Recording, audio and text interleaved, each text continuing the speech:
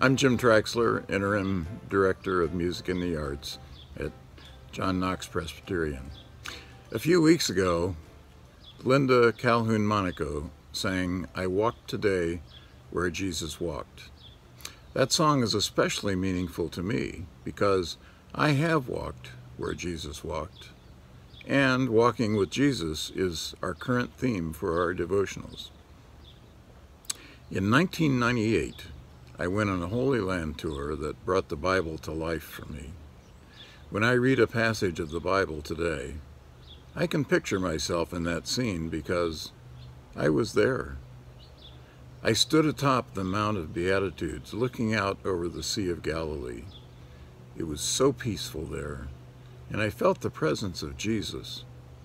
I read in my Bible the Sermon on the Mount, imagining him saying those words to me. "Blessed are the poor in spirit, for theirs is the kingdom of heaven. Blessed are those who mourn, for they will be comforted. Blessed are the meek, for they will inherit the earth. And blessed are those who hunger and thirst for righteousness, for they will be filled." One interesting thing I learned there is that it's very likely that Jesus actually preached from the bottom of the hill, as it forms a natural amphitheater, allowing his words to be clearly heard. We took a boat on the Sea of Galilee. It was very calm that day, but I tried to imagine it being stormy and his frightened disciples wakening him from sleep, and he said to the waves, "Peace, be still." We went to the Jordan River, where John the Baptist had baptized Jesus, and the Holy Spirit descended upon him like a dove, and a voice from heaven said, "This is my beloved Son, with whom I am well pleased." Pastor Hugh Auburn, who was leading the tour, reaffirmed our baptisms by immersion in the river. Imagine that, being baptized where Jesus was. And one of our group had his first and only baptism in the Jordan River. And I still have a souvenir bottle of water that I scooped up from the Jordan River. Outside of Jerusalem, we visited the Garden of Gethsemane.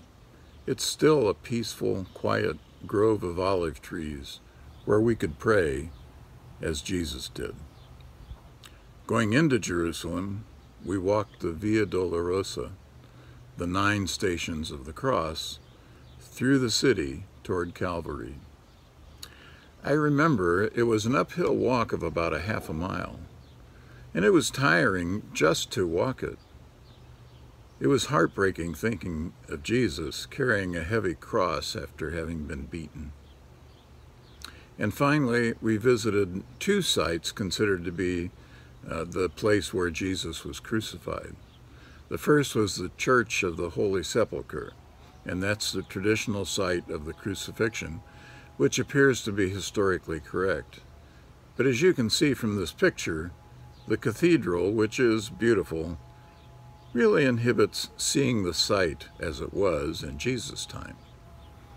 Fortunately, we also had the opportunity to visit the Garden Tomb, a place nearby considered for a time by some Protestants to be the Golgotha in the Bible.